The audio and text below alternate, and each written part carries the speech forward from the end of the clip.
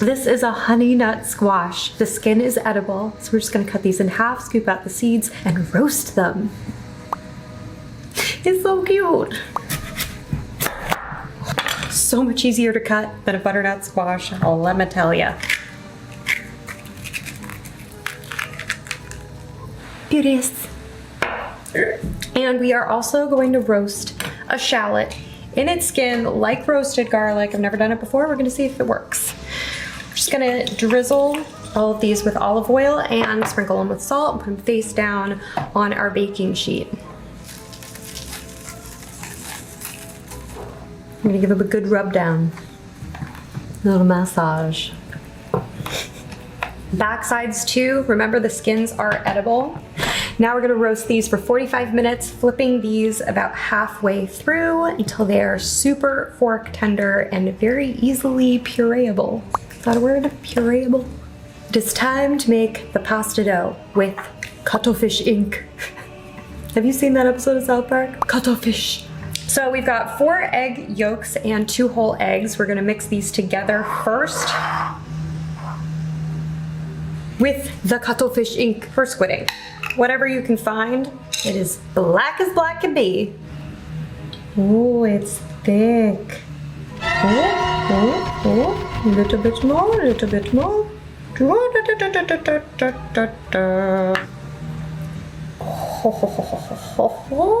Oh, there are some lawn people out there. They're just constant. Little salt. I'm gonna whisk these babies up. Spooky. This is making me want to make some like black scrambled eggs for myself. What else can we do?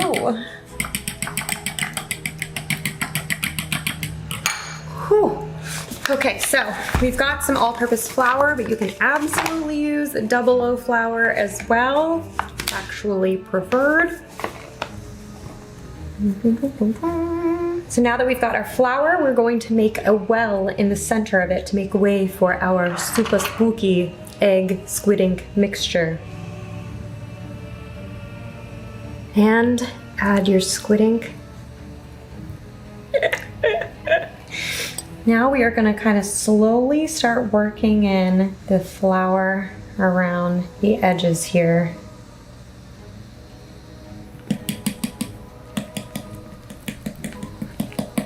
All right, now that it's in a kind of thick, pasty, shaggy dough situation, we're gonna start folding the rest of the dough in. Yeah, we're gonna just turn the bowl every time, reaching under, bringing to the top, turning. And once it all pretty much comes together into a big ball, we can discard most of our loose ends. I'm gonna try to incorporate as much of these little bits as I can, but you don't need to worry about all of the little dried pieces that didn't make it in. All right, so I'm gonna start kneading this dough. I might add just like a touch more water because I definitely added too much flour. Ooh, and it's black water because it's from the squid ink. Whoa! Might be too much liquid. The good news is we could always add more flour if the dough is too wet, which I'm probably gonna need to do now. And we could always add a little bit more water if it's too dry. You haven't screwed it up. You haven't screwed it up. You haven't screwed it up.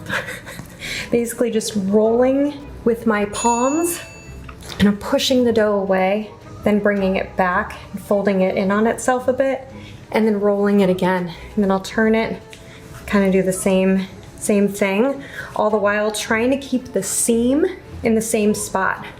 So as you're turning, you're always folding up and keeping it up, and that's how we'll end up with like a nice smooth dough ball on the top. We've got a pretty good looking dough ball here. And the test. Oh yeah.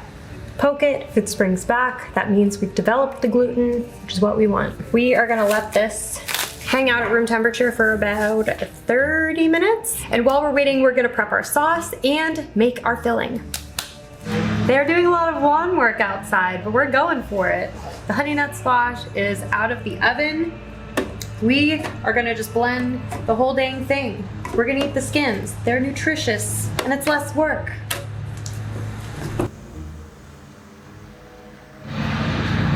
We have some oregano.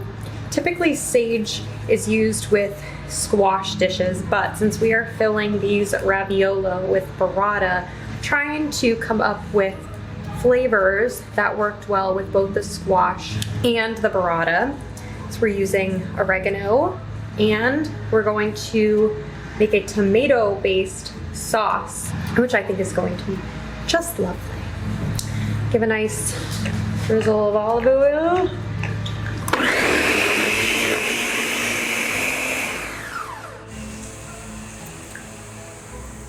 That's tasty. Sweeter than butternut squash for sure. And the color is very vibrant. We like it. So I have some beautiful tomatoes on the vine here. Got some yellowish orange, some deep orange, and some red.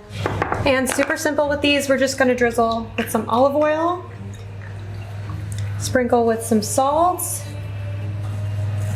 some fresh cracked pepper, give them a toss. So we're gonna pop these in the oven to roast. When they come out, we're gonna hit them with some garlic, some oregano, give them another like smooshy smoosh, and it's gonna turn into this like lovely sauce. Let's do it. All right, it is time to roll out our pasta sheets. So we're going to take about a third. We're gonna put the other 2/3 back in the plastic wrap. With this last third here, we'll just press it with the palm of our hand. We're gonna turn our stand mixer on low. We've got the pasta rolling attachment, not the spaghetti or anything. So just gonna roll a flat sheet. And we've got it on the widest setting. You can really smell that squid ink.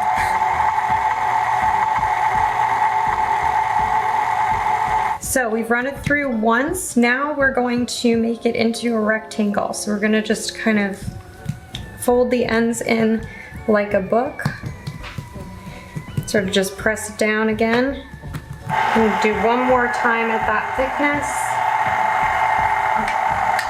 Now we're gonna bring it down to the next thinnest setting and run it through again. So we're just gonna keep doing this until we get to the second thinnest setting, and then we'll move on to the other 2/3 of the dough.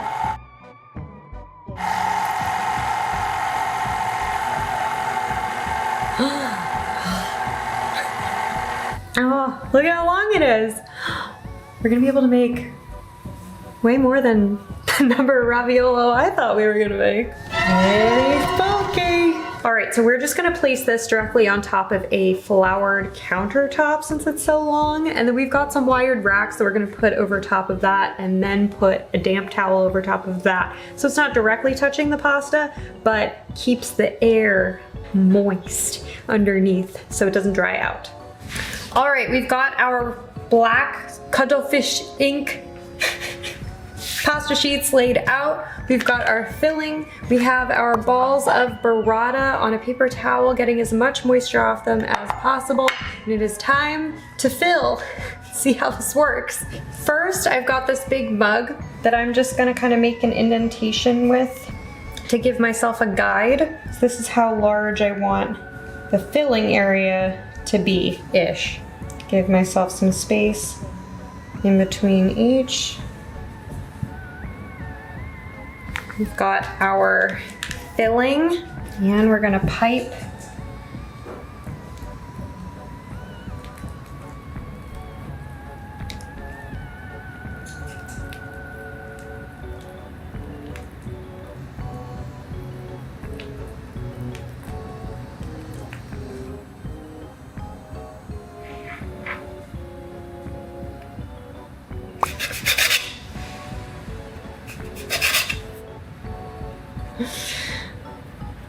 It's really crimped up here.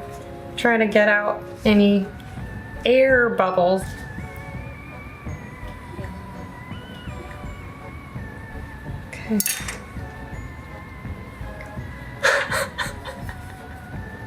Oh my god, it's huge. We're gonna trim off the edges here for sure. Okay, we have our 3 ravioli, but it was a struggle. So I'm just gonna take a fork and I'm going to press down on the edges to seal these ravioli. Because the last thing we want to happen is for our ravioli to just break in the water. No bueno. This one really did turn out so nice. It is just like perfectly round and plump.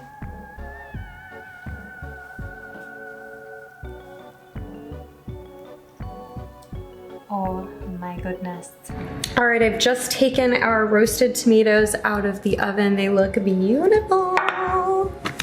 So I want to give them just a gentle kind of mash, release some more of those yummy juices. Careful for any splashage. You are in the splash zone. And I've got some garlic, a few cloves, and some more oregano. All right, I've got all of this extra filling, which don't worry, we're not throwing away. We're gonna like freeze it or whatever. But I wanna have just a bit more sauce, and I figure the filling's already in the ravioli, so it definitely goes. So the heat is just gonna gently kind of kiss the garlic and the oregano, take the edge off just a little bit. All right, now we are ready to boil our ravioli. The time has almost come. I'm so nervous. Let's all cross all our fingers and our toes. It's like a witch's cauldron. I'm gonna place 1 ravioli at a time in the water. I've got a plate over here that I brushed with olive oil. Of course, if you're using a larger pot, you can do that. I'm just trying to have as much control as possible. Okay, there we go, there we go. Okay, gently simmering. Okay, all right, so this is gonna go for like 2 to 4 minutes. And we're gonna cross our fingers the whole time. Don't break. I've never seen anyone stick an entire ball of burrata in a ravioli. We had to at least try it, right? All right, I'm taking it out.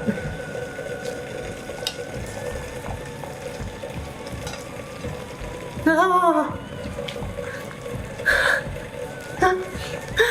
Its sides stuck like straight up. It looks like the wrapper of a Reese's cup. Oh my gosh, it's so fun. I think I'm going a little mad. Oh, look at them.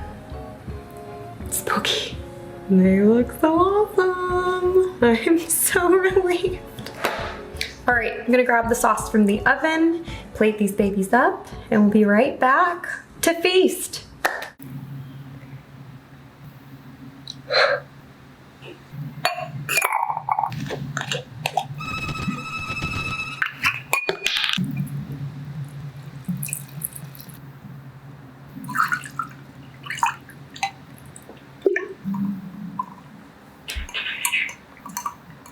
Can't really taste the charcoal, but it looks cool. What's up guys, welcome back to my channel. I've really outdone myself this time.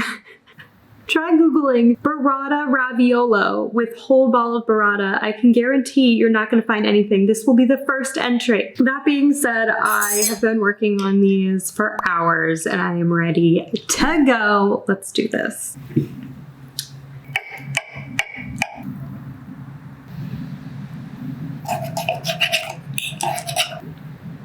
How beautiful are these though, for real? I love how the edges just like curled right up. Stunning.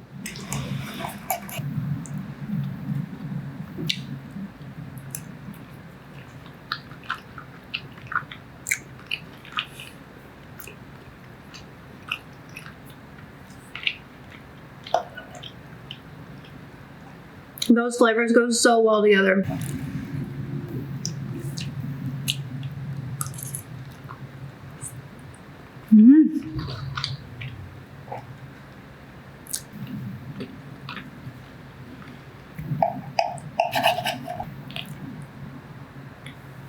Oh, look at it.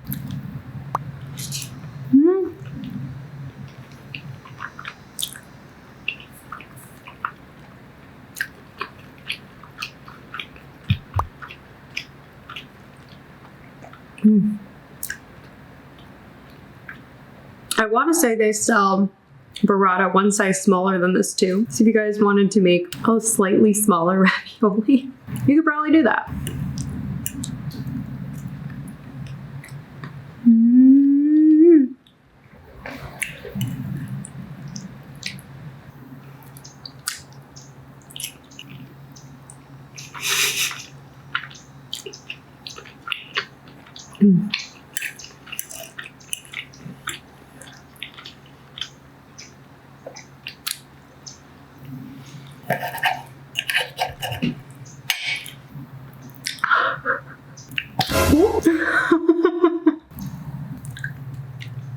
It's like a little pizza.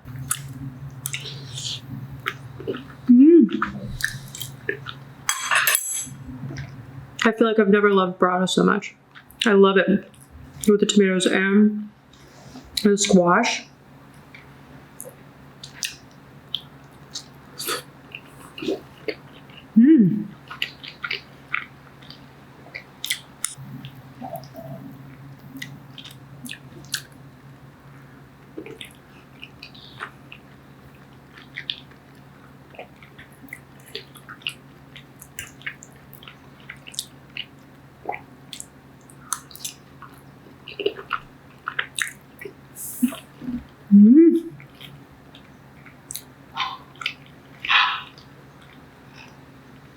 So good. I kind of want to pick it up and eat it with my hands. Is that crazy?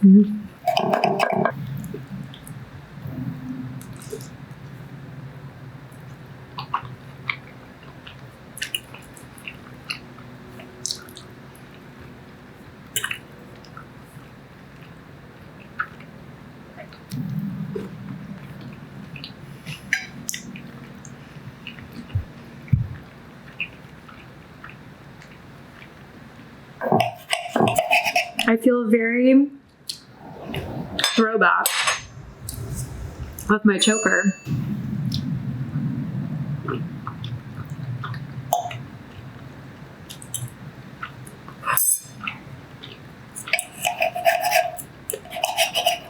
So while we were cooking this, we smelled the Cuttlefish ink, squid ink, so much. It smelled like we were in a fish shop.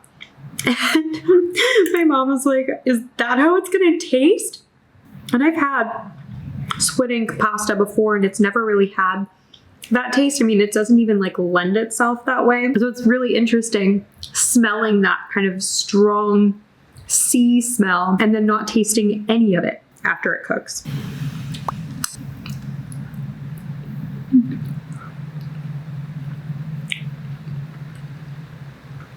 I was also pleasantly surprised my hands didn't get stained. Maybe if I had just put the ink directly onto my skin, it would have. But since I mixed it with the eggs and then the pasta dough, maybe that was just the barrier that I needed.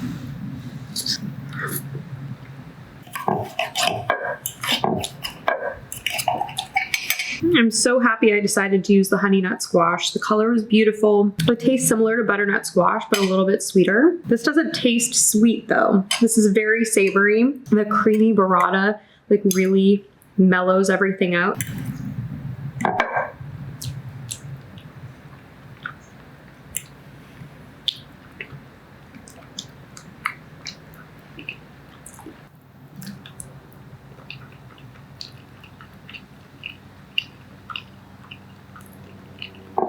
Mom, did you want to try this?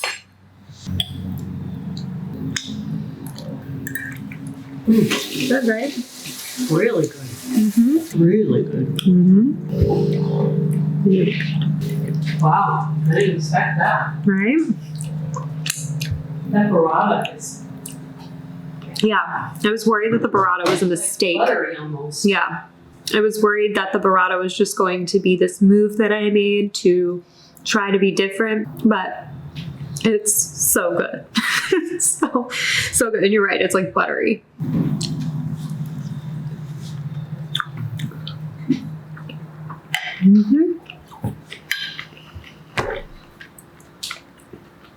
I'm saving this last raviolo. Also, raviolo is meant to be like the singular of ravioli, but it's also meant to describe like a large, like one large ravioli. This was multiple large ravioli. So is it ravioli or raviolos? Anyways, guys, I feel like this was a huge success.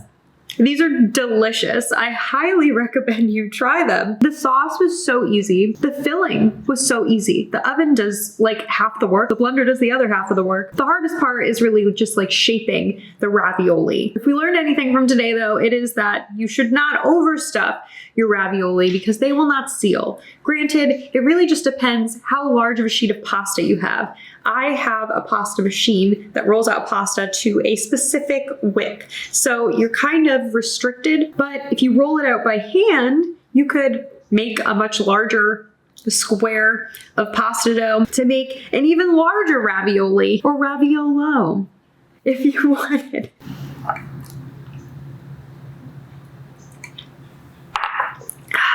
Thank you so much for joining today. I will give you the basics in the description of the video so you guys can make this yourselves at home. Comment below what you thought about these giant raviolos. Also, let me know what other crazy pastas you guys want to see me make next time. I've got so many ideas, so many. I hope you all have a great rest of your night, and I will see you guys next time.